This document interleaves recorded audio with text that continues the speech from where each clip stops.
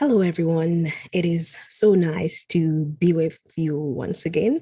Today, I have a very special guest. My guest is an author, she's a speaker, founder, and president of Love Life Now. Her name is Lovern Gordon. Hi, Lovern. Welcome to the Defining You podcast. Hi, Helena. Thank you for having me, first of all. Oh, it's a pleasure. I mean, you have such an interesting story. I definitely want to go right into it and ask you to introduce yourself to the audience in terms of giving us your backstory. Who is Yeah, Lovern Gordon? And take us into the story that propelled you into becoming the founder, president of Love Life Now, and eventually becoming an author, a published author and speaker. yeah, absolutely. Thank you. I'm a child witness to the issue of domestic violence, which is what my organization focuses on, primarily awareness and education. And it's because, as I mentioned, I'm a child witness to this issue growing up in Trinidad for 15 years, Mm-hmm. watching our father brutally abuse our mother um, for that span of time. And even before we came and after the 15 years, it still went on. Mm-hmm. So our mother suffered brutal abuse at his hands for many, many years. And it wasn't something that he hid to do from us because in this is I was born in 77 but really knew myself in the 80s. This issue of abuse was so readily accepted Mm-hmm. among many Caribbean neighborhoods, and ours was no exception. So, when he beat her inside the house, he beat her out front of the house, he beat her wherever. He yelled at her, he belittled her. He had absolute power and control over my mom. And I remember growing up, by the time I was 6 or 7 years old, saying, well, first of all, insanely scared at any point when this was happening, but always saying to myself, that even as I got older, that I would never let anybody treat me the way that he treated her. Now, Mm-hmm. mind you, while I loved my mother and I feel like I equally loved my father, there were two different dynamics playing out in that relationship. One, because there was a power dynamic that my father had over Absolutely. her, over us as children, because even though we were the kids, my older sister and my older brother suffered the brunt of the child abuse. And so by the Right. time I came along 7 years later, it was because I was saying to myself, my God, I want none of what they're getting. So let me try to do as much as he's saying that he wants me to do right. I'm going to try to do that so I stay clear of his path and never get beaten the way they do. So, my father was well educated. He was, the breadwinner of the family. He worked a decent level job for the local government at the time. And he was well read and charming. And so, for all these attributes that I saw from him, I wanted to be more like him because I liked that idea of power. Mm-hmm. I hated the monster he was as a father and a husband, but I loved that dynamic. So, I always sought to be more like him. And then I looked at my mom at the time, again, very ignorant to the issue, not even really understanding what the issue entailed as a child. Looking at my mother, I would say that she was weak at the time. She was uneducated. She was highly and financially dependent on our father. And all the times that she sought to leave, she would come back. And I looked at all of these things as weak at the Mm-hmm. time. So And I would like you to continue, but I also want to point out that also I am a Caribbean national, and you mentioned about mm, the power dynamic. That is chronic in Caribbean families, and I know absolutely, we're in a different place in the world today, and things are changing. But that's something that women are completely used to, and so I can understand your mom's situation, and not absolutely. having her your father be her sole provider for everything that she needs. And I can understand that. So sometimes some people feel trapped. So I'll allow you Absolutely. to continue, but I just wanted to make that point so people who are listening can understand some of the background and that way of growing up. Absolutely. And so, again, from a child's perspective, right?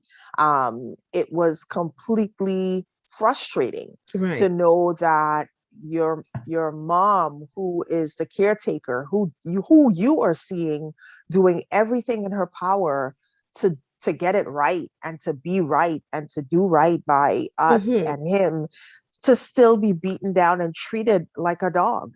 And again, speaking from that time, I speak from a child's witness time, not an adult, not Right. understanding what this issue entailed, but always saying that I would grow up to maybe prosecute people like my father. Like I intended to want to become a lawyer, or somebody that could, make this bad person go away, right? And And that's so by the understandable. yeah. And so as a child, that by the time I was 15, really when I was 13, my grandparents who had lived in the States had been aware of all the good stuff that I was doing in school and how I was excelling there. And I would write them letters over the years. And so they wrote a letter to our father asking if he would let me, out of my five siblings, come and finish high school year. And so I migrated to the States when I was 15, back in, the mid 90s, Mm-hmm. actually early 90s, 93, and finished high school, had to go back to Trinidad after the 3 years to get my permanent residency status at that time. Right. And when I went back, I'm now 18. My older siblings are older. My younger siblings are also older. And we all were not standing for our father to put his hands on our mother. So we stood up to him, right, in more ways than one. And over the next 2 years, my father realized that the power and control, or the level of power and control that he had had over her, was diminishing, because he Good. now had children that were saying, no, you can say what you want, right? Us not, again, not understanding that emotional and verbal Mm-hmm. abuse is also a thing. We said, the physical is not going to continue as long as we're around. And so that part diminished, and the emotional and verbal continued. And then 2 years later, he realized again that the level of power and control was diminishing, and he finally let my mother go. He Mm. let her migrate to the States. She also got her permanent residency. Myself and my two younger brothers, we were all under the age of 21 at Mm-hmm. the time. And our grandparents filed for her to migrate to the States, and we did. So we came out here. I'm now 21. I'm 2 years behind my peers who had started college right after high school.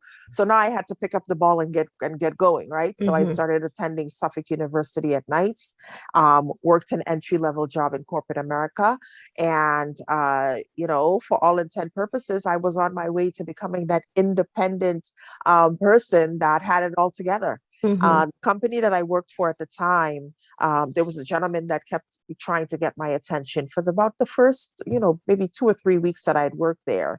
And I finally gave in and gave him my phone number, and we started dating, and he charmed the socks off of me.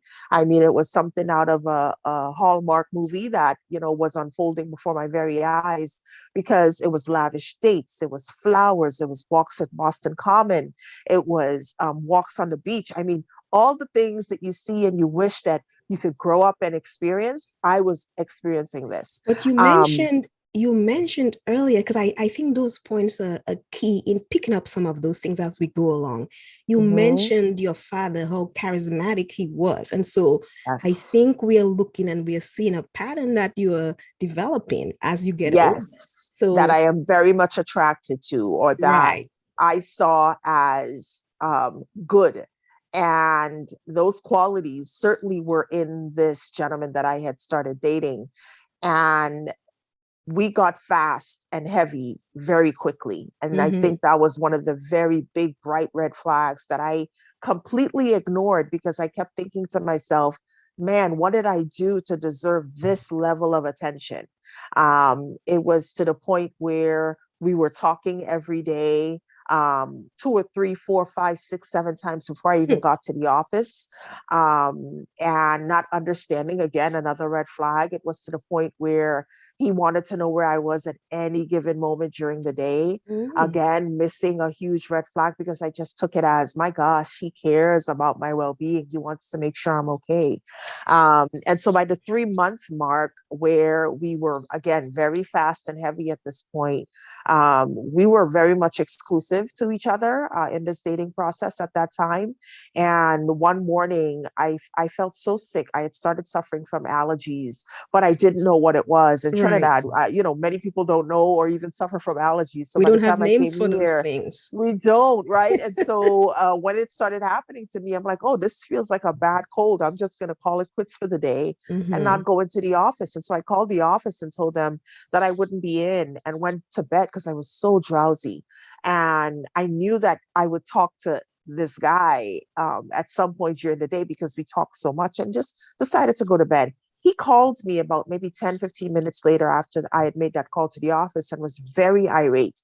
Why aren't you at the office? Now, at this point, I'm now working for another company, entry level corporate America. And he's still at the old company where we met. And so he was very irate that I hadn't checked in with him, that I was home by myself. He accused me of sneaking off to be with somebody else, and hung up Wow. the phone very loudly in my ear. And 10 minutes later, he was at my house. That morning, again, we lived with our grandparents. So I occupied a room on the first floor of a 3-story house. And when he came, he rang the bell, it buzzed, and then he brushed past me as I opened the door and went straight to the bedroom that I occupied, and started rummaging through my stuff. So Are you very paranoid serious? behavior. Well, who's been here? Why did you stay home? I know what you stayed home to be with some other guy. Are you cheating on me? And I'm sitting there like, what is wrong with you? I said, I love you. I want to be with you. So now immediately on the defensive, right? So I reassure him that he was the only one that I wanted and sought after. But the more I talked, the more irate he got. He then stood over me as I sat on the edge of the bed and said some choice words that included, I knew you were too good to be true, and slapped me so hard and Wow. stormed off. And so now I'm sitting there. He left the house, my hands over my face, hurting, tears are streaming down, and I'm trying to figure out, what did I do wrong? Where did this go haywire? And I caught myself after about 5 minutes, and I said, you know what? No, I didn't do anything. I I told the know. truth. And you know what? We're 3 months in. I'm done. I'm not going back, because I immediately equated what had happened to me. Again, did not have a name for it, but I equated it to what my mother had went through. And I said, you Mm-hmm. know what? I'm not going to be her. Whatever this was, I'm done. A weekend passed. I had went to New York that particular weekend because I had promised myself a Wow. bus shopping trip. And I thought I was going to go that morning and come back that evening. And instead, I stayed the entire weekend, at a motel, and shopped and get my hair done, felt good about myself, really trying to forget what had happened and forget him. And it was not that easy. By the time I got back that Sunday night, my brother, who's about 2 years younger than me, met me at the door and said, you're pretty popular around here. And he said, such and such has been by here looking for you. And he said he left something for you. And I went into the room, and it was 2 dozen purple roses, my favorite color. He knew And I that. looked at these roses, and I looked at the card that was with it, and it said, I miss you. I love you. I'm sorry. Call me. And he signed his name. Hmm. And then I turned on my cell phone because I turned it off, not wanting to hear from him. I'd been adamant that I wanted to sort of just be done. When I turned on my cell phone, there were a slew of messages from him saying how worried he was, saying how sorry he was. I could hear the remorse in his voice. And I decided to call him back. And when I called him back, that remorse in his voice continued. And he said he was so deeply sorry for what he had done, but he loved me so much that I made him act that way. So You made him? even in that apology, he was deflecting blame, not accepting responsibility for his behavior, and deflecting some of the blame onto me. And what did I do? I'm 21. I Right. accepted that, The right? playbook I of an said, abuser. the absolute narrative of an abuser. And I said to myself, you know what? Again, in that moment, maybe I could have called him that morning. Maybe I am overreacting by letting the relationship go for this one thing. It was only one slap. He did apologize. He did go to these lengths to apologize. So you start to ration why this behavior was acceptable. And for me at the time, I'm saying to myself, you know what? It's not as bad as my mom's thing, whatever she went through, at least he didn't, beat me to the extent that she had gotten beaten in the past. At least he apologized and he went to great lengths. Like, I'm rationing why this wasn't a bad thing and why I can let this little bit of a boundary go. Was this Um, was this your first relationship?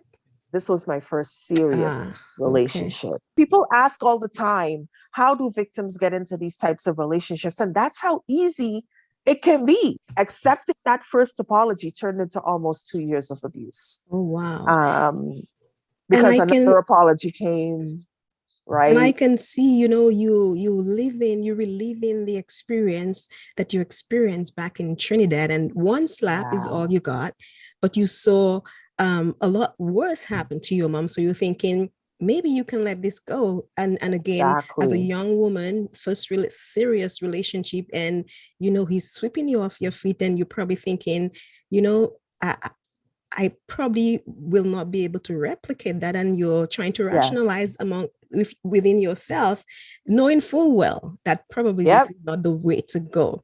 So you said Yep. after it went on for 2 years. What Yes, happened within absolutely. those 2 years? Did the abuse continue? The level of abuse ramped up. And so every other time it was because he was upping the ante and seeing how much I would allow, right? Granted, again, abusers have a choice as to whether or not they should be doing things like this or acting the way that they do. But we also, as victims, we do lax our boundaries in these relationships because, again, for many reasons, right? There's not one reason why victims end up staying in these relationships. And there's not one reason why victims end up going into these relationships full on when they know very well, or I should say, we know very well, our gut is yelling at us. There are many reasons. Sort of the 2 year mark, almost the 2 year mark, I was now living in a studio apartment that he would frequent on many days, spend nights, many days. And at this point, I was quietly going through the abuse because I wanted none of my neighbors on my floor, in my building, to understand or know what I was going through. And this particular night, he came in very irate, yelling at me, asking me who had been here, the typical paranoid, jealous behavior. I'm me again, the typical trying to reassure him everything is about him. I love him. I've been waiting for him, blah, blah, blah. And he came across a stack of books and he shook the books like very randomly, just shaking them and just saying, I know you've been hiding something. Because for all the couple years, he kept thinking or trying to pin that I was cheating on him. Like he couldn't understand why I wouldn't cheat on him. And it was almost like he was waiting and expecting and or using it as a crutch, an excuse to exacerbate the abuse. So that being said, he shook these books and out popped a picture from one of them and he picked it up and he looked at me and he looked at the picture and then he flung it at me and then stormed off into the kitchen. And I looked at the picture and I died inside, Helena, because I knew what he was thinking. It was a picture of me and my then ex-boyfriend sitting on the Oh beach in boy. Trinidad looking very happy. Mm-hmm. And he came in the room with a knife. For the first time, he had grabbed a weapon. And I Wow. remember saying to myself, okay, Lovern, this is how you're going to die. Um, because he's never reached for a weapon before. And this is a level that I haven't seen from him. The look in his face was that of pure evil. And then, so he straddled me on my daybed that I had in the room and had the knife up against my throat, enough to let me know that he could slit my throat at any time. And was pressing it up against me, spitting in my face, putting down the knife, slapping me, grabbing the knife up again, having his hand around my throat, punching me, put the knife down, punching me in the upper torso. And I mean, this was a night of torture. So that had started, this Wow. process started from about 9 o'clock the night before and went till about 2 o'clock the next morning. Are you So he would joking? stop, go, get up, yell, profanity, come back over me, pin me down. There were a couple times that I passed out. And then when I came through, he was punching me about the body. And then when he was done at about 2 o'clock that morning, he just laid down next to me and went to sleep. It was like, I'm tired. I'm just going to go to bed. During all this time, what And what what what are you doing during? I am blocking punches when I'm conscious. I am crying very quietly because I don't want the neighbors to hear. I am begging him to understand that I love him and only him. And none of that meant anything. I mean, again, the level of evil that I saw in his face that night led me to believe that I was going to die in that room. That he was just going to finish me off with the knife, right? And so the knife he just kept using as, a deterrent for me to move, stop moving. And if you move, stop moving, right? And so when he did put down the knife, I would block and try to, defer the blows to my arm area.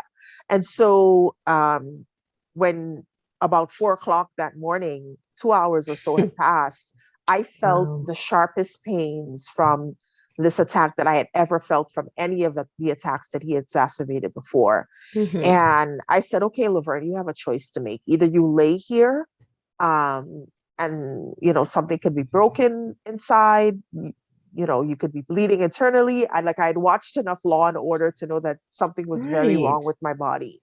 And I said, or you can get up and get yourself help.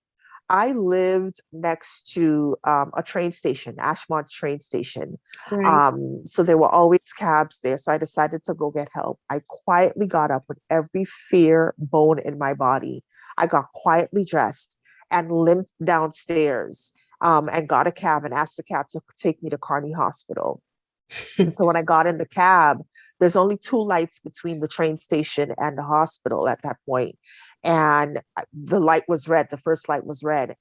As we waited for the light to turn green, my abuser had realized that I had left and jumped in his car and followed. And he pulled up next to the cab, yelling, "Get out the cab. I'm going to kill you. Listen, you have to listen to me. Get Hmm. out the cab." And I remember turning to the driver and I'm begging him to not let me out of the cab.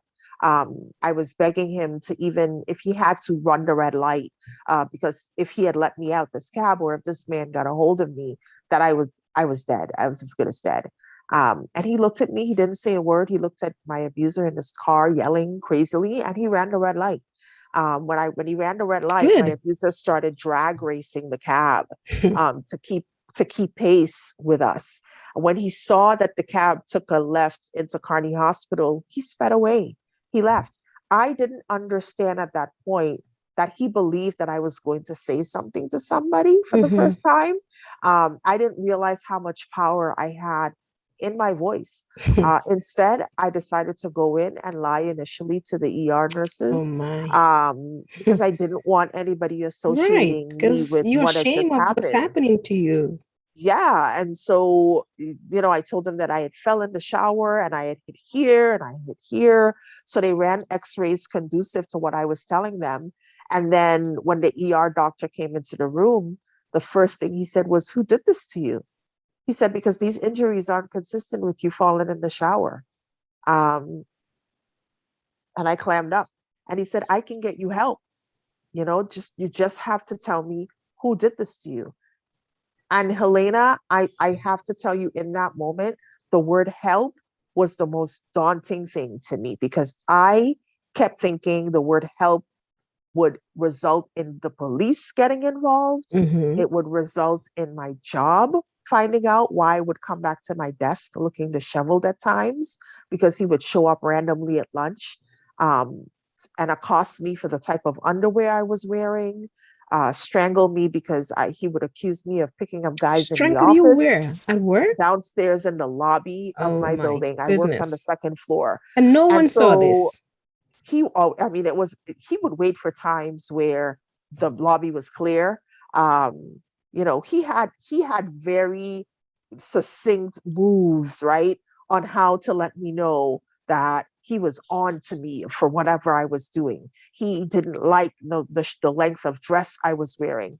The help to me in that ER room meant my school was going to find out why I was on my first year to flunking, my first year in Mm, college, because I couldn't focus. right. My family would find out what was really happening, because they had an inclination about what was going on, but they certainly didn't know the extent of what was taking No, place. And did your so, mom did your mom ever notice any of those things? Did she have those oh, conversations they with you? do. They did. My mom and my two younger brothers, because we eventually left the house I was living in with the grandparents, and we got a place of our own. Mm-hmm. And from there, I went on to get my studio apartment. But my family absolutely knew that things weren't on the up and up. And it was to the point where I did not want to listen to them. It was like, stay out of my business. You don't understand, because they know, and I think this is with, again, not just, victims on a whole, but I think in any relationship, oftentimes, you have family members that will say, we know what's best for you. You need to leave him, Mm-hmm. because, you come and you confide in them about what's happening personally. And then you go and you make up, but your family is still holding on to the hurt of what you Right. closed, right? Mm-hmm. At that point, it's like, you don't understand. He apologized and we're going to work things out. And they're not trying to hear that because they, from the outside looking in, absolutely know that it's more than what you're letting on. But you're again, victim in abusive relationships, they are completely dedicated to holding on to their silence, to the secret, because they don't want people, A, to tell them what to do. B, they're not ready and they're not in a space Right. where they feel like they can leave. Victims know their situations better than anybody else on the outside looking in Absolutely. can. Right. And so for me, when I obviously the doctor knew what the doctor knew, and I said to him, I said, you know what? Yes, my boyfriend, my ex-boyfriend, for the first time I said that, my ex-boyfriend did this to me, but I don't want any help. I just want to go home Mm-hmm. and be done with this, right? So I knew in my heart that I couldn't go back to the relationship because I would end up dead. If it went to this level, the next one could leave me dead, But right? that's what you said before. I had said that many times before, but this time I had reached my breaking point. Mm-hmm. That level of that attack that night, the level of evil was bar none, much more different than what I had ever seen. So I just knew that I had to stay gone. It was very hard. I went home not realizing that when victims do decide to make the final leave, because it takes victims on average 7 to 10 times to leave, right? Because the Wow. abuser will call and Mm-hmm. say, I love you. I'm sorry. I'll go to church counseling. I'll go to regular counseling. I'll be better with the kids. I'll be better with the house. I'll pay the bills. I'll get the job. Because nothing destroys their ego more than a victim saying, I am leaving and I am done letting you control me. You take your Nothing power back. to a frenzy more than that. How often do you hear that on the news? She was getting ready to leave and he killed her. She was getting ready Yeah. to file for divorce and he killed himself and he killed the kids. He was getting ready to leave, right? Because we know, women do abuse as well. And they call it snapping, but it's the same sort of level of, priming up to a point where, you get to a point where you just let go and unleash. So that being said, I'm not going to dwindle that 90% of the time men are the perpetrators of this issue, against women and girls, Right. but it does, men do experience it too, as well as teenagers. Absolutely. Absolutely. So with that, not understanding the level of danger that I was in, I went home thinking I could just be done, never call him again, and that would be it. Certainly not the case. 2 weeks later, after that attack happened, he waited. And I didn't understand that he took time to wait to see if any police was going to show up at his door. Because again, Lovern, for the first time, decided to go to a hospital, Right. right? So he's potentially thinking that at some point, police is going to show up. Brothers are potentially going to show up at his door to beat him up, right? But nothing happened. And so 2 weeks to the day, he called me, um, telling me that he was coming over, like nothing had happened. And I said, no, you almost killed me 2 weeks The ago. I idea that said, he would call you and pretend like nothing didn't happen. nothing had happened. And he said to me, I said, you almost killed me 2 weeks ago. I am done with you. And he said, man, no, you looked for some of that. Oh my And goodness. that reiterated to me why I needed to stay gone from the Mm-hmm. relationship. I hung up from the phone. He called me repeatedly more times. When I finally picked up again, I said, my locks have been changed and you're not allowed to come to this building. That sent him into a frenzy because that to him was me saying, I'm leaving. And to him, it was like, how dare you leave me? Right. Right. He showed up at my apartment building. He waited for somebody to exit the main door, slipped in through the door, and then ended up at my front door, at my apartment door, and started banging on the door, demanding for me to let him in because we needed to talk things out. And he said, I'm going to give you one last chance. And I Oh said, yeah. no, you're not allowed. And he left. I heard quiet. I thought he was gone. And 5 minutes later, he came back to the door and started banging with his entire body and using something like a crowbar to get in between the locks to gain entry. And scared out of my mind, I called 911, finally Good called for for you. help, but still not wanting to give him up. I said, somebody is trying to break into my apartment. Um, I still, I still quote unquote loved this man. As much as he had done to me, I still loved him. And all I wanted was for the abuse to stop.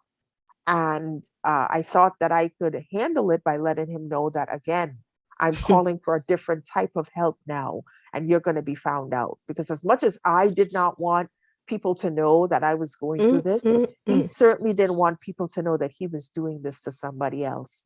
So I Right. had been carrying his secret for almost 2 years, and I was done. Um, but I tried to scare him away by calling the cops. He realized that I was on the phone with police, and he fled before they arrived. When they arrived, they asked, because I had tried to use my landline and my landline was dead.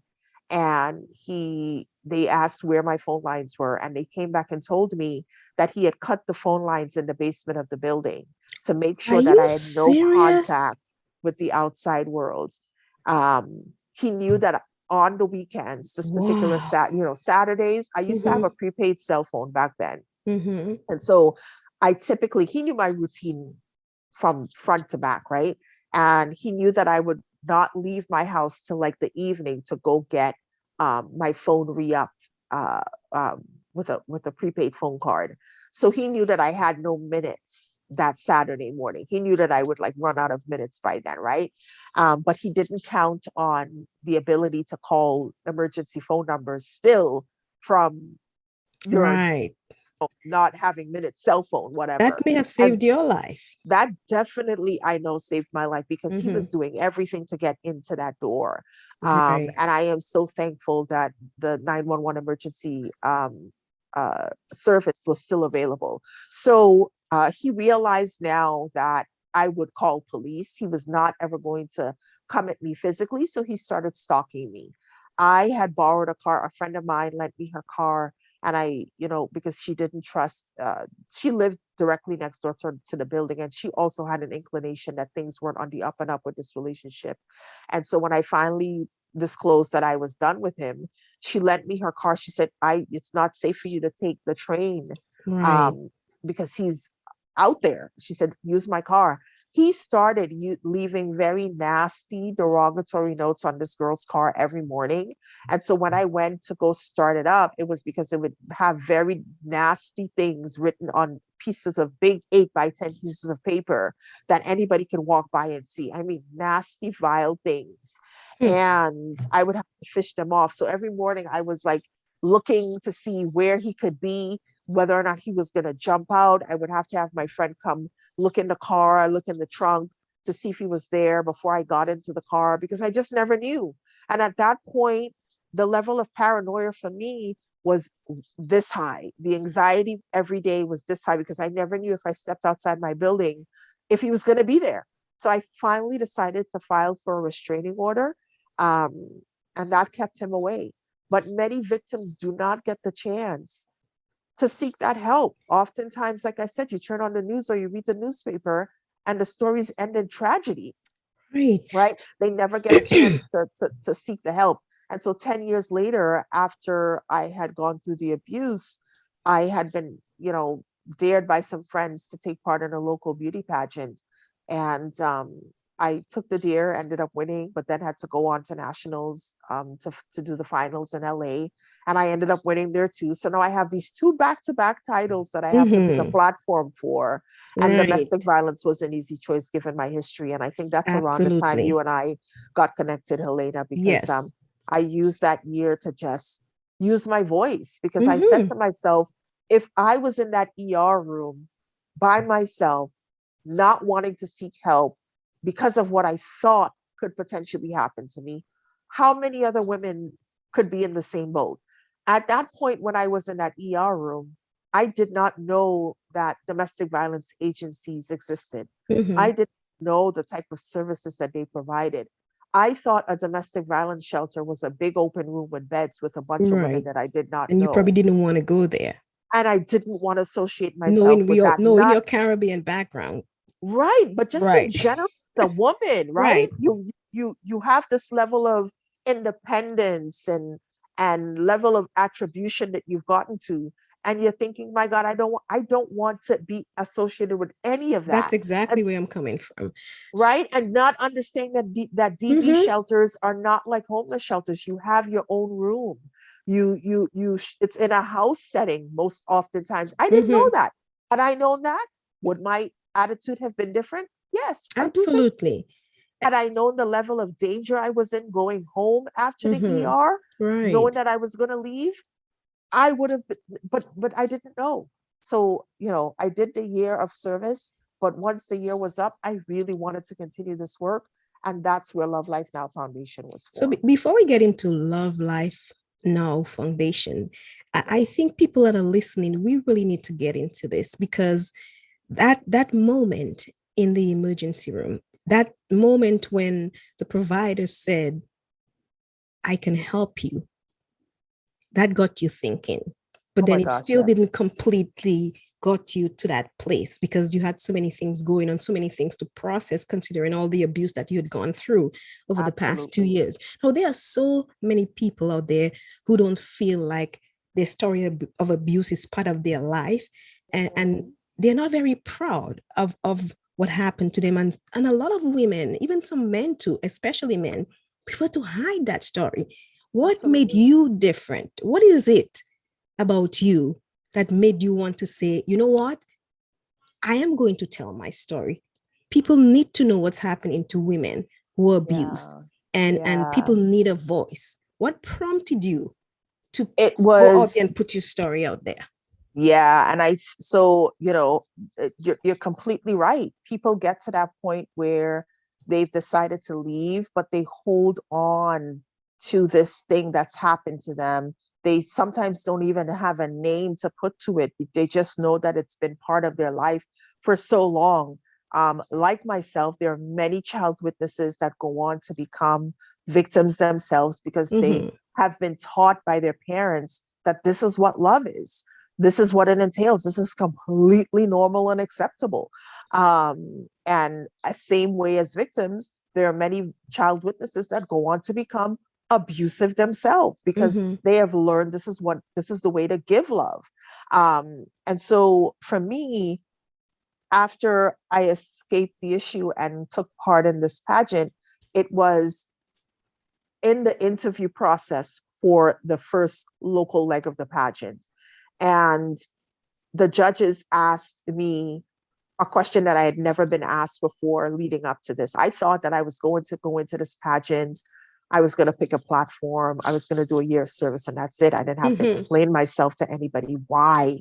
And the question was in that interview room, why domestic violence? Mm-hmm. Why would that be something that you're looking to advocate for over the next year? And that question being asked of me, I had to share what a little about what being a child witness was at the time. I had to share also a little bit about what then went on Mm-hmm. that happened to me. And I remember sitting in that room, and as I'm recounting the story for the very first time, tears running down my face, snot. Like it was a very emotional time. And I remember holding my head down in shame as I recounted why this was important to me. And when I looked up, I said to myself, okay, Laverne, you've lost. You've lost the pageant. There's no way that I'm going to be in the running for this because they're probably thinking she's so weak. We can't have anybody like that representing the title. And this again, this is what I'm thinking to myself. Right. Gosh, she's what a shameful thing. Um, but a bad thing. We don't want this out in the open. And so when I looked up, I had this in my mind. And to my surprise, two out of the three judges were crying as well. Oh, wow. Your story was very touching, I imagined. Right. And then I, I'm apologizing, and they're saying, no, we are grateful that you shared that with Mm-hmm. us.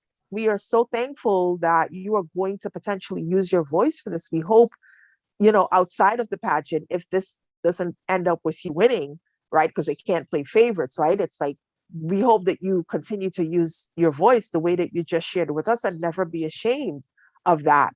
When the interview was done, they said, take a moment to recollect yourself before you step outside. You don't want the Right. competition seeing you crying, right? Mm-hmm. So I did. I took their advice. I went to a corner, dusted myself off, and two out of the four judges came up to me and said, me too. And I could not Are you believe that serious? these women, right, that were But sitting were there they also before me, silent? Were they also silent and never spoke of their story? they never spoke of their story. And they said, thank you Mm-hmm. for sharing what you just shared. Me too. I went through it. Mm-hmm. I watched my mother go through it. One of Wow. them said. The other Mm-hmm. one said that they had, left a relationship years ago and had never really, thought much of how the healing process of what they needed to do. My God, it was like, if these very well, again, put together women had gone through this, how many other women I are going know. through the same thing? You know, And that's what prompted me to use my voice. I said, my God, I'm going to go at this full-fledged mm-hmm. from here on out. And that's what prompted me to do that. We are coming close to the end. I think you have such a riveting story, and I think Yeah. women and both men and teenagers really need to hear this story. So Yeah. you said that was the moment you went from fear to empowerment, and what made you? Because today you are a survivor, you became an Yeah. advocate, and then Yeah. you created your own foundation to Yeah. promote awareness about domestic violence, and you've been all over. You eventually wrote a book. You've been doing speaking Yeah. engagements and Yeah. going all over the place to colleges, doing workshops. What do you think after that pageant propelled you to say, you know what, this is where my life's work is going to be from now on? Yeah. So that very good question. And yes, to all, I'll touch on that after, but to your question, I really wanted to volunteer. Once I became aware that domestic violence agencies was a thing, that they had specific shelters for abused women, I wanted to volunteer at one. And I was told that I had to take a course, a domestic violence 101 course, before I was able or allowed to enter the shelter to volunteer. And I'm saying to myself, what in the world could a course teach me about abuse when I have been a child witness to it? Mm-hmm. And I've gone through it personally. Like, what? Like, I laughed, I scoffed at the idea that anybody could teach me anything about this issue. And as a requirement, and because I really wanted to volunteer at the shelter, I did. I took the course, and I remember being in the training Mm-hmm. and being blown away, because Right. there were so many layers to what this issue entailed that I was not privy to before, that I was like, what? It all started making sense to me. Oh my gosh, this happened to me. That's emotional abuse. Mm-hmm. Oh my God, verbal abuse. Oh, I can. My mother, she went back, came, left, came, left. It takes victims 7 to 10 times to leave. Oh my gosh, now I get it. Like, all of these things started to make even more sense. And then I learned even more about what the issue entailed. So I took the course, I volunteered at the shelter, I met many different women, white, black, age ranges, economic statuses. Like it went from poor to well-to-do women being in that shelter. It went from black, white, and in between being at the shelter, because it's a 3-month program, right? Often Mm-hmm. people are ciphering through. So you're meeting many different women and their children. Some of them have children. There was one woman who was pregnant at the time, and she ended up there because her abuser had kicked her down the stairs while pregnant. Oh my She was goodness. 7 months pregnant. And I swear to you, Helena, she looked like she could have only been 3 months. The level of stress had her carrying so small that it was Right. insane. Oh So my I goodness. went through this program. I volunteered at the shelter. I did the initiatives. I asked the shelter director, what else can I do to help you? Again, this was the year of service with the pageant. And she told me about the bedding, how they cipher through bedding so much, that they often are left with a shortage of that. And so I decided to do a bedding drive for them. And I just kept doing things over that year. And like I said, once the year was up, this these initiatives that I had done that year had brought me so much, not just joy, but like a sense of self, a sense of purpose, that I knew You were that this is empowered. where I needed Mm-hmm. to do, not just for myself, Right. because I had started the healing process really at that time. Now, Mm-hmm. finally speaking out, every time I was asked to come on, back then it was Urban Update, Channel Urban 7, Update, for those who are or listening, Urban Update is one of the television programs local. on NBC network in Boston, Massachusetts. Yes, Centro, a local CBS airing here locally. Every time I was asked to come on any news interview or radio interview, it was completely cathartic for me to share. And I oftentimes could not share anything without crying my eyes off. Right, because you're Um, telling your story, it's yeah, and it coming from your reached heart, so deep.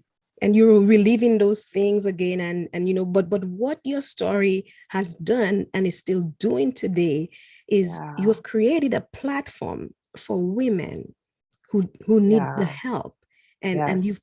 you're providing a service that is so much needed, especially now during the pandemic. We know that domestic violence, it really went up during the pandemic. That's really increased, Yes. and I mean, we've heard all the stories. Yep. Now, tell us a little bit about the mission of Love Life Now, and what are some of the major initiatives that you're working on to provide help and support to those who need it most? Yeah, absolutely. So, again, this nonprofit started out of a need and a want to share resources that I particularly was not aware of. Right. When I ended up in the ER, and even, again, that broad word help was just like you said, you're processing so much when you get to that point of getting to a hospital or police station. And that's oftentimes where people hear about these resources for the first time. And it's completely daunting. People don't know what it entails to pick up the phone and call a hotline. You're being told all the time, call the National Domestic Violence Hotline number for help. Call your local statewide hotline for help. But what does that mean? What does that look like? What does the process look like? Who am I going to get on the other end of the phone? The unknown is very scary for victims that are leaving this very Mm-hmm. fearful situation. So for me, the need to want to share resources was at the Resources, core. right. That about what's available, so that beforehand, even if you're not going through it yourself, you could have it as a toolbox thing in the back of your mind, that anytime anybody thinks about somebody going through something, here's a resource, call this number.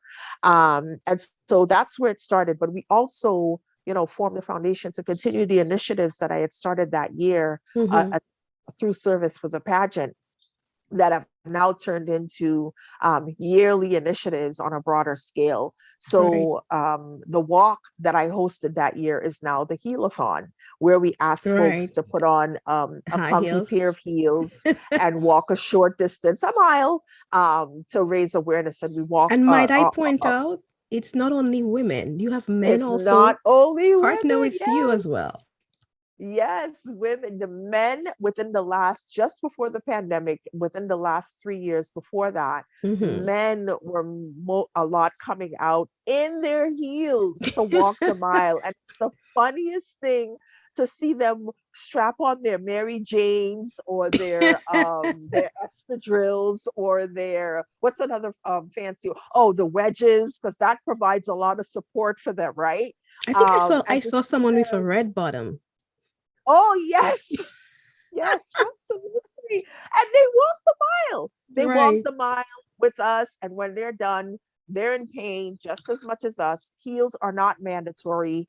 So some people do come in heels, some people come in their sneakers, some kids come in their kitten heels. Mm-hmm. Whatever is comfortable, we urge folks for them to wear. But at the end of the mile, we want people to understand that that pain that you're experiencing Mm-hmm. is nothing compared to what victims of abuse are going Mm-hmm. through in these relationships, and what it takes for them to leave. So we always have a resource speaker at each one of our events. And so Right. whatever agency that the walk or in the event is benefiting, we have someone from that particular agency come talk about Mm-hmm. what resources are available so they can put a face to what this help looks like, Right. right?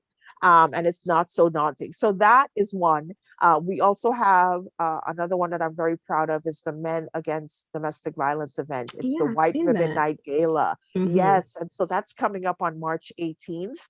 And every year, obviously with the pandemic, it was not in person last year. We did a virtual global Right. awareness night Mm-hmm. where we have or men across the board speaking to the audience that night about the ways that they're using their voice to be part of the solution. This year, I am in, undoubtedly excited for the lineup of speakers that we have because Right. it's going to be three men that have lost loved ones to this issue, saying why they have Mm-hmm. chosen to advocate for this cause. We have one gentleman out of Boston who lost his sister 2 years ago, Jamia Madry, that's going to be a speaker. We have Rob Demio, who lost his mom at this point 4 years ago to the issue. Mm-hmm. And then we have Michael Nunez, who lost his cousin to the Oh issue. So man. you have a black man, a white man, a Cape Verdean man, all across the board Yeah, women coming from all different together backgrounds go who have through. lost women Yeah. as well from all different backgrounds, all different ages to this issue. So I am so incredibly excited about the lineup this year. It's a fancy night, it's a formal night where everybody gets dressed up. There's dinner, there's dancing, but at the core, we are asking the men in the room to take the pledge, the white ribbon pledge, that in Mm-hmm. part says, from this day forward, I will no longer condone violence against women and girls. And it's a very powerful thing to hear every man that gets up in the front of the room that night to take that pledge. Mm-hmm. Because a lot of the times, many women have never heard men speak up Right. So for this that's an issue. interesting, it's an interesting thing and important Yeah, as well to bring men in so we can get the perspectives of men who've also lost absolutely. their loved ones to that kind of violence. And so it sensitizes them to also help share that story so that other Yeah, people can see they have emotions and they feel too. It's not just something that women experience. exactly. And so A- and men have the ability to advocate for this cause. Now, this is the first year that we are going to have men sharing about loss, mhm, their personal losses. But in general, every year we just ask, maybe three, maybe four men to get up and talk about the ways that they're using their voice every yeah, day, you whether give it be through perspective. Yeah. their social media, Hmm. through their dollars that they're donating. Like there's so many ways that Absolutely. you can use your voice, Hmm. and we're saying we're giving you permission because often men don't feel like they have a a podium to stand on or to say anything because they're looked upon as the perpetrators 90% of the time, but they also have a responsibility to Right. To step advocate for this forward. cause too. So Yeah. yeah, that's we have a myriad of initiatives that I can go through. The bedding drive has now, our last bedding drive brought in over 250 pieces of pillows and twin Right. sheets for a domestic violence agency. So it wasn't 30 like when we started. It's grown Right. over the It has grown Um, exponentially, right? Yes. So again, we have so many different initiatives that folks can find out about on our website, lovelifenow.org, that people can get involved in. Again, we want just education about Right, with the ways that you can get involved, not just us spewing information at you on social right. media, right? So There are ways that you can be part of the solution. so you started, you know, that prompted you to start your foundation, and you are doing this on a full-time basis. Is that your Yes. right? Excellent. Yes. Um, Yes. what were some of the roadblocks you experienced while setting up Love Life Now? Because there might be others who are listening and hearing your story from fear to empowerment and to start Mm-hmm. your own organization. You doing very well right now for yourself, and the kind of services that you're and support services that you're providing. I Mm-hmm. can imagine in setting up your organization, you encountered some roadblocks along the way. Would you like to talk about that? Absolutely. And I think it's so hard when you seek to do something that you're passionate about, because you're the one that has that drive. You're the one Right, that, believes in the thing, that the product, whatever it is, a message, a product, physical product, whatever it is that you believe wholeheartedly that this can bring value to other people's lives. But oftentimes you're kind of the only one, right? Gunning right. for the thing that you love and you want to see succeed. And I was no different, right? So I knew that I wanted to not only get my story out, but to let people know that, awareness is a thing, and Absolutely. resources is a thing that people are privy to on a daily basis. So my passion led me to want to start the foundation, and so I started asking people around me, that had set up nonprofits, that were also on a solo Right. grassroots scale at the time, and they were deterring me. Like, there were more than a few folks that deterred me. Oh, it's really hard to do, and there's a lot of paperwork involved, and it's very expensive. Like, I was hearing Mm, pieces left and right as to why I could not start this thing. Oh, you're going to need a lawyer to file your. I'm like, huh? Well, if you can do it, I can do it, right? Like, I you kept telling know, myself, like, you're telling me no, but like, the more you tell me no, and maybe that's my sales background, because in corporate America, that was my area, right? And so, right. hey, the more you tell me no, I'm like, I And want to are do you it saying by getting to a yes. these are people that are actually have already set up similar organizations that are discouraging you to go forward? You have to really be careful sometimes and look at the Yes. people that are telling you it's not possible, but yet it's possible for them. That, and my hands are up right now, if you can't tell, but my, like, Right. I was like, hello, like, if you did Mm-hmm. it, why can't I at least try, But you right? persevered. Yes, and so I looked online, the IRS website, found out Mm-hmm. that there was this big, they weren't lying, it was a lot of paperwork, right? And I started filling it out. I was told that I needed to file with the Secretary of State, first locally, to get the business registered in Massachusetts, and then go on to file the IRS paperwork, and I did that. But in filling out for myself, there were some questions that I did not understand. And so there was a number to call the IRS. And I remember I was working full time, doing business development for a financial company. And I would leave my office at around 5 o'clock every evening. And I lived in Brockton at the time. And I For those who remember listening, getting let's on just the say Brockton, Massachusetts, because Brockton, this is Massachusetts. Yes, yes. And so when you hit rush hour traffic, we're talking a good hour, hour and a half in traffic. And so I would call the IRS, and I would be on hold, because it takes a right. while to get somebody on the phone, for almost like 40 minutes, but no problem. Put it on speaker and I'm going about my business. And I would ask my questions, and then Mm-hmm. I would hang up. And the next day, if I had another question, I would get on the phone with them. And that's how I kept going. Every question I had, I went straight to the horse's mouth and asked Mm-hmm. them, how do you do this? And when I got to like the signature page, I was confused, because there was additional paperwork to continue to fill out. And I Mm-hmm. wasn't sure what I was supposed to do. Lo and behold, I was told that I was done. 12 pages, Okay. because it was the type of foundation that I was looking to set up, nonprofit that I was looking to set up. That's all I needed to do. Mm-hmm. So being told that there was mounds of paperwork was a deterrent because I didn't have to fill out all that additional stuff And that perhaps the people you probably didn't have the right reach out to the right people, and they probably also saw you as a competition. But you were able to set hey, up your foundation. You have several initiatives yeah, that you have going on.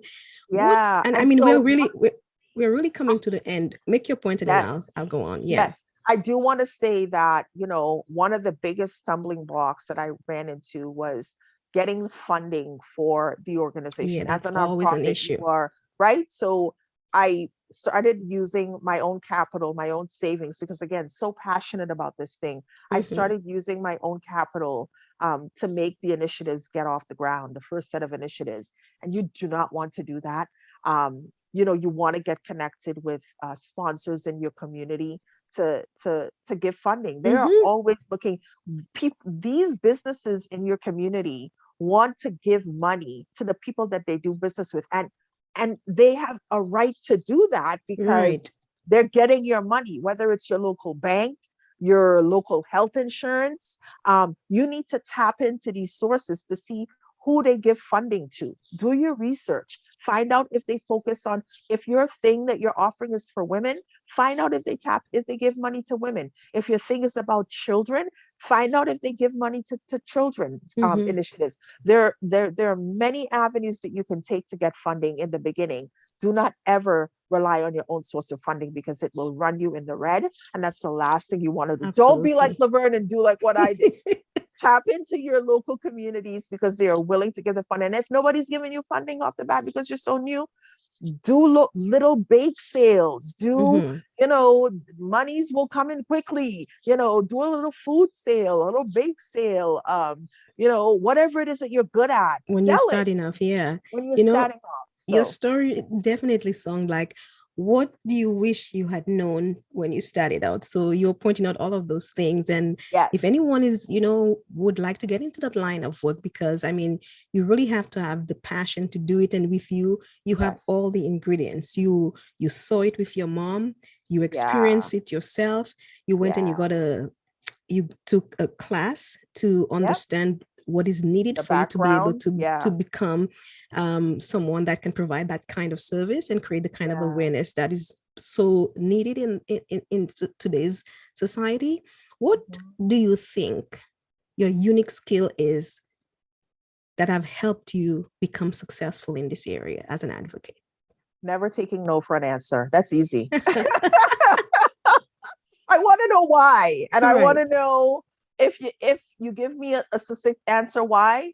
Mhm. Okay, I'm moving on to the next because the next no is potentially bringing me closer to my next yes, and Right. that's how I. Oh, and again, that I think that's my sales background. That on top of really being a social butterfly. I think when you're starting out anything, you really have to jump outside your comfort zone. It was not hard for me to do Mhm. so because I really try to let things roll off my back. I don't take things too personally. Right. And I walk into a room and I'm ready to talk to anybody.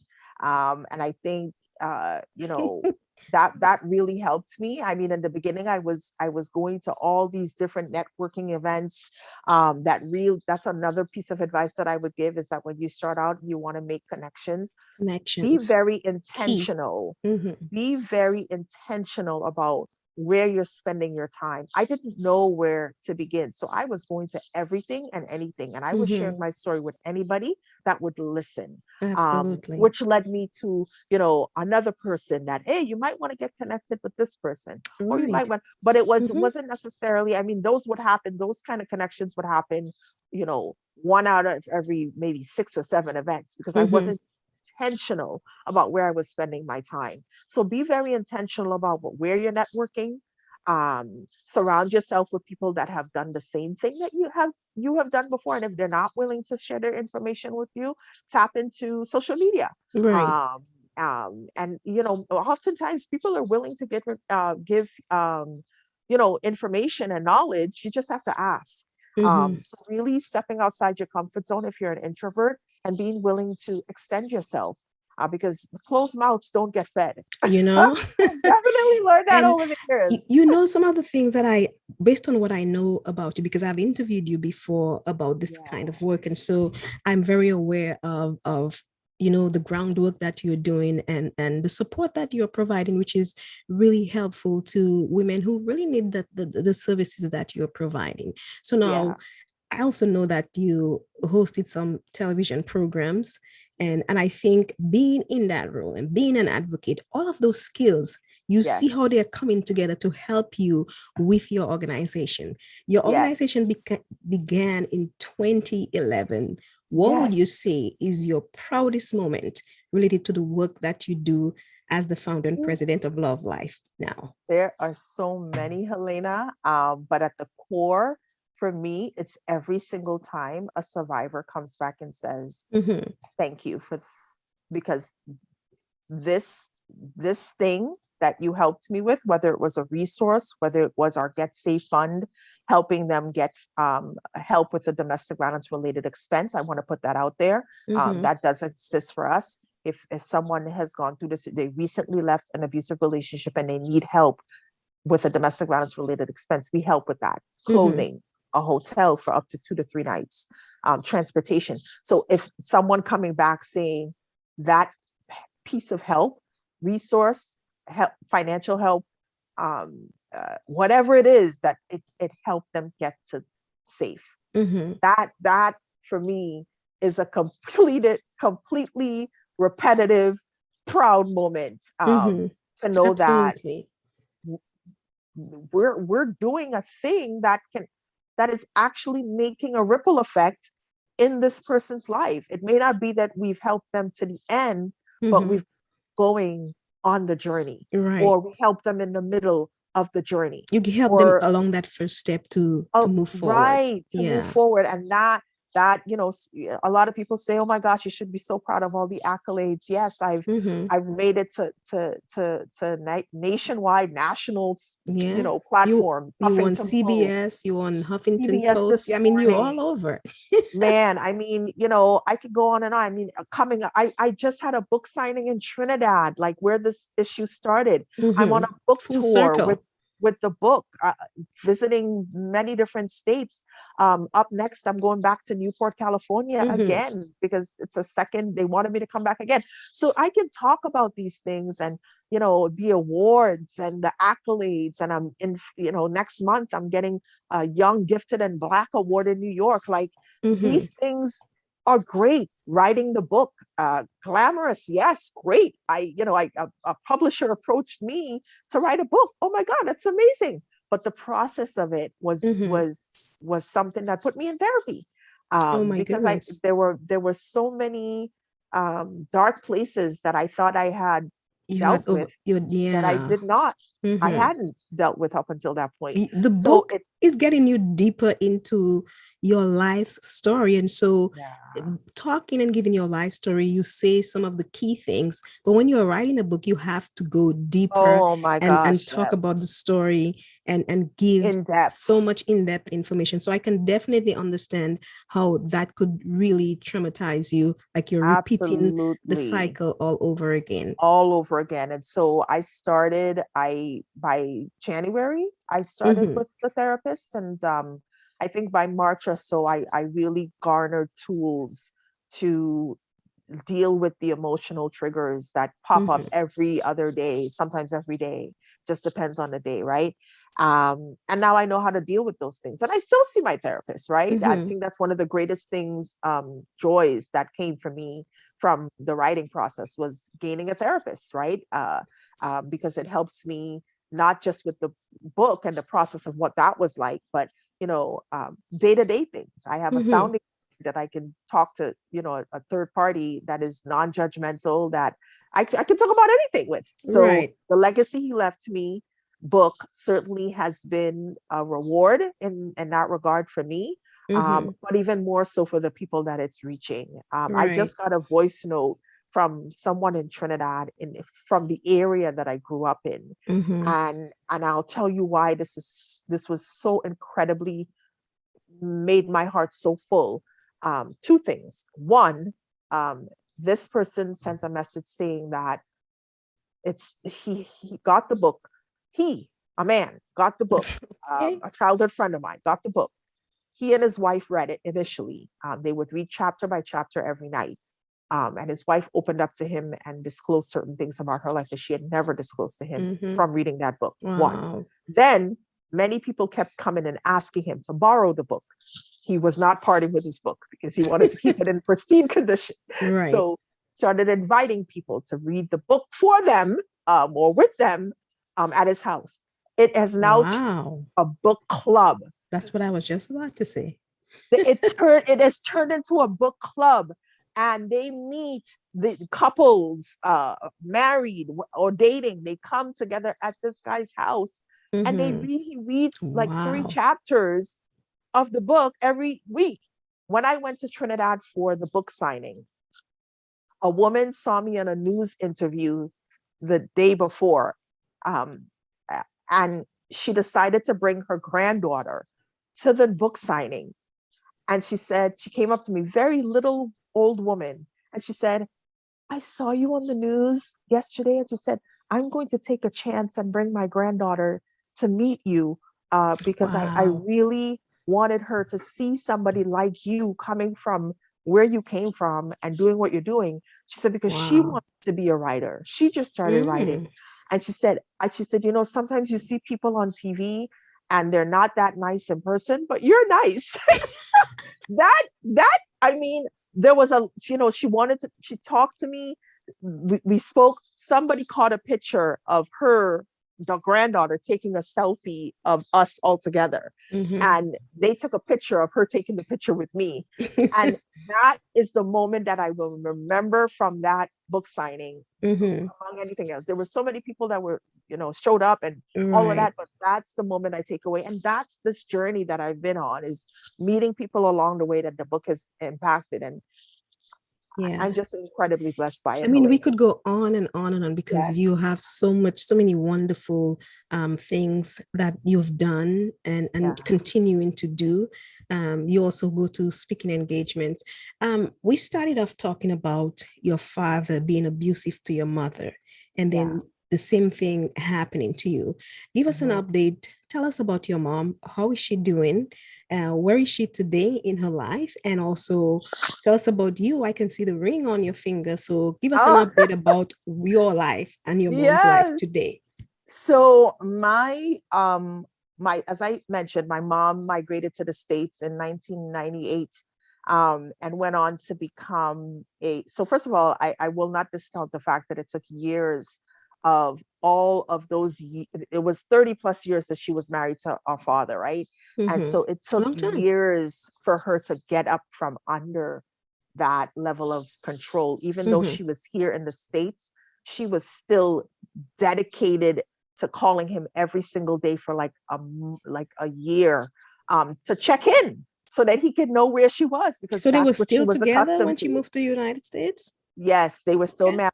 He remained in Trinidad. She remained in the States, but Mm-hmm. and he came and he visited maybe about a year later, Wow. to visit us at that time.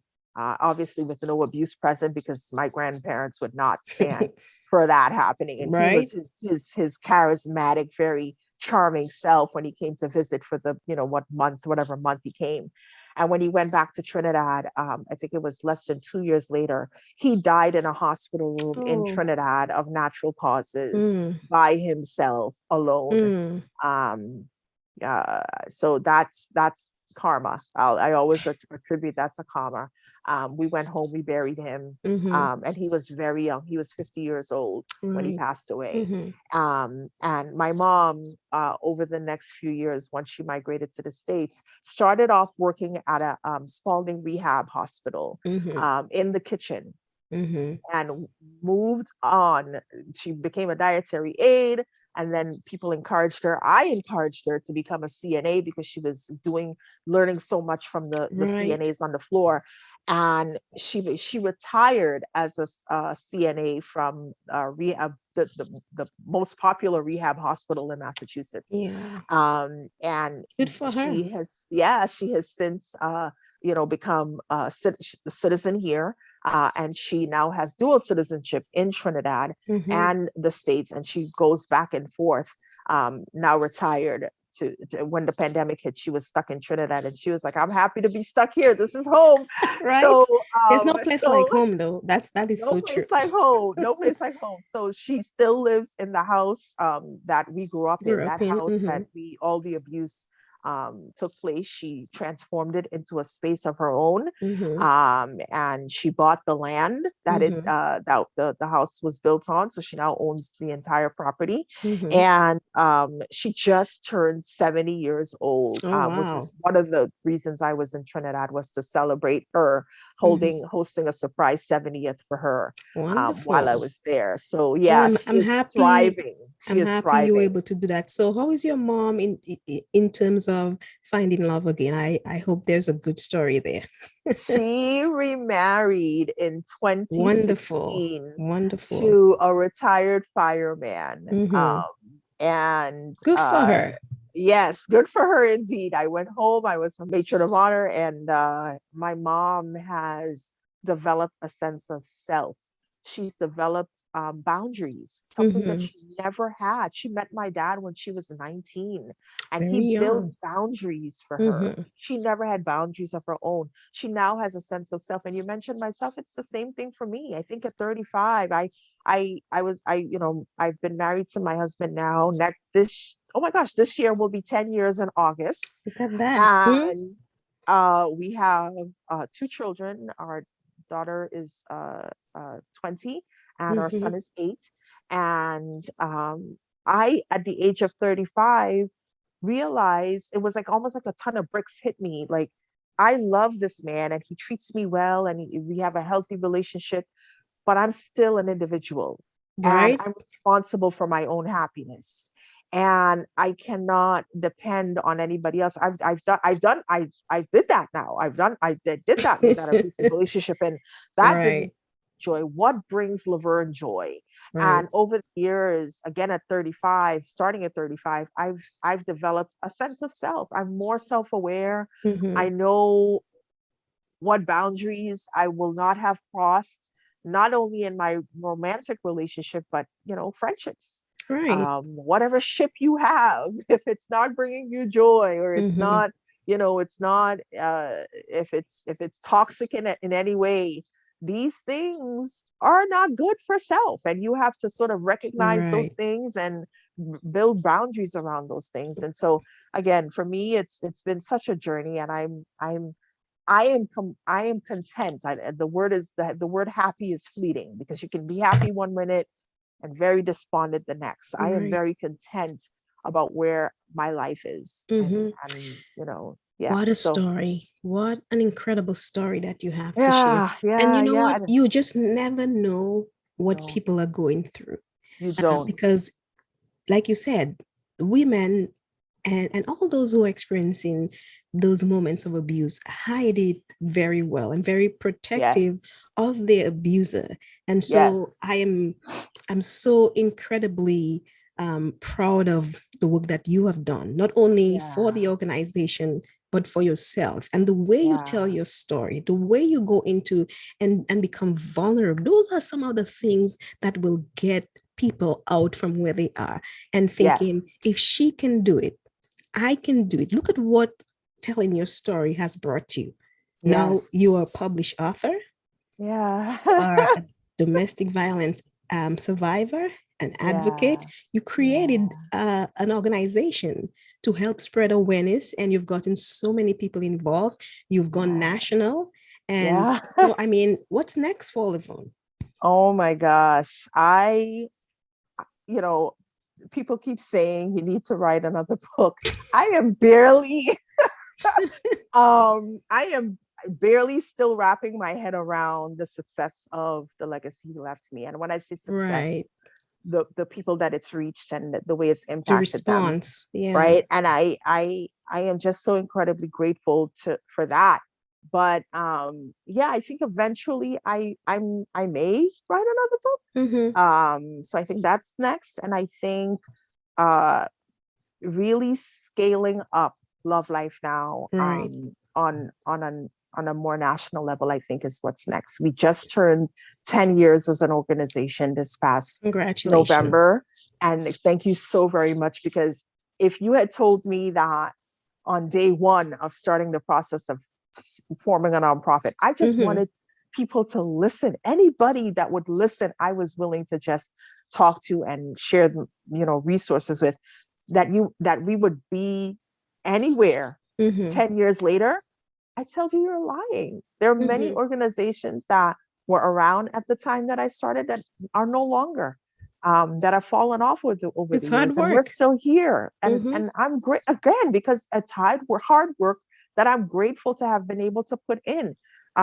Many people don't get the opportunity to focus on their passion full time. I've been afforded that opportunity, Passion. right? That's the reason why I started this podcast. Even for me in my own Yes, sphere, I knew that I had it in me. I knew this is something that yes, I wanted to continue to do from my radio days. And you know, yes, I want to bring people on my podcast, people that inspire yes, me, people that I admire, who have a story yes. that is going to inspire someone else to Else, take a yes, chance on yourself, because there are so many people out there who are sitting on their passion and thinking, yes.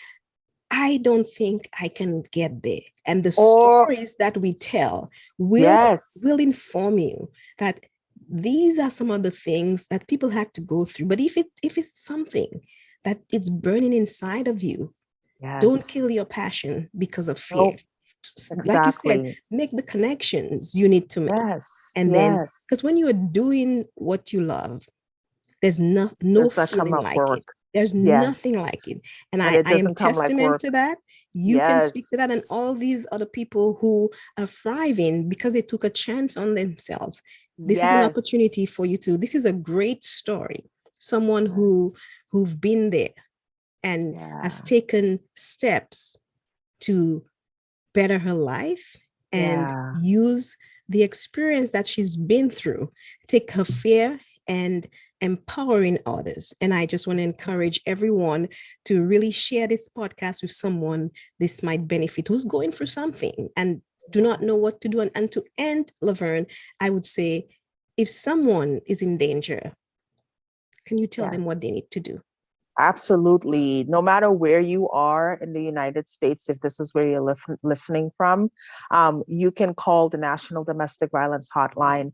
And I just please, the first time you reach out for help is where you begin to break your silence, Mm-hmm. one, but also that's where the abuser begins to lose power and control over you, because you are saying no more. Mm-hmm. And that fear is only it's going to continue to dwindle, as you continue to talk and talk and Mm-hmm. share and share. So call the National Domestic Violence Hotline number. It's 1-800-799-SAFE to find out where the domestic violence agency is in your local area. Locally, if you're here in Massachusetts, you can call the statewide domestic violence hotline. They have access to and know about all the resources in Massachusetts. It is SafeLink, and it is 1-800-785-2020. Again, it's SafeLink. And it's run by Casa Myrna, Mm-hmm. out of Boston. So SafeLink, all one word. All you have to do is put in SafeLink, one word, domestic violence, and it will pop up the number for you. And I think it's 877, not eight, what I just said. Don't quote me. Just go look up SafeLink Domestic Violence Hotline, and you'll get the correct number there. And then you can reach out to us if you've heard me speak and you feel comfortable reaching out to me. We also have a toll-free line that you can call or text. We adopted the text to chat option last year when the pandemic hit, and realized that Mm-hmm. people were not able to reach out directly by phone because they were quarantining or having to social distance with their abuser. So texting was much easier. So you can call our hotline to get resources. You can text us at 888 LLN 9876, 888 556 9876. And you can find us on the website at lovelifenow.org. Lovelifenow.org. If you want to get a hold of the book, it is The Legacy He Left Me. It is available everywhere. You can think about this house books, but it is also, if you're in London, it is in London at Hatchard's bookstore, the oldest bookstore in London, and then it is also in Trinidad at Muhammad's bookstores everywhere on the island. The Caribbean, if you're listening from the Caribbean, if you call 800 SAVE, 800 SAVE, you can also find resources local to you, because there are domestic violences in Trinidad, as well as throughout the Caribbean, that are ready and willing to help. But please, it takes you speaking up, taking that first step. And there's help. Keyword is there's help. There is help. It helped Lovern, and it definitely, if you take that first step, you will find that you too can get out of that awful situation that you think you cannot get out of. Amen. Lovern, this was very insightful and very educational, and you have a riveting story. And I just want to say, continue to do the work that you're doing, continue to create the awareness, working with both men and women. And I wish you continued success with Love Life Now. And I know your book is doing well, and I just see good things happening for you. So again, thank you so much for taking the opportunity to come on Defining You. This story, the name of my my podcast definitely described you. You totally defined you and your life story today. So again, thank you very much. It was a pleasure. Thank you for having me. I appreciate you, Helena. Okay, no problem.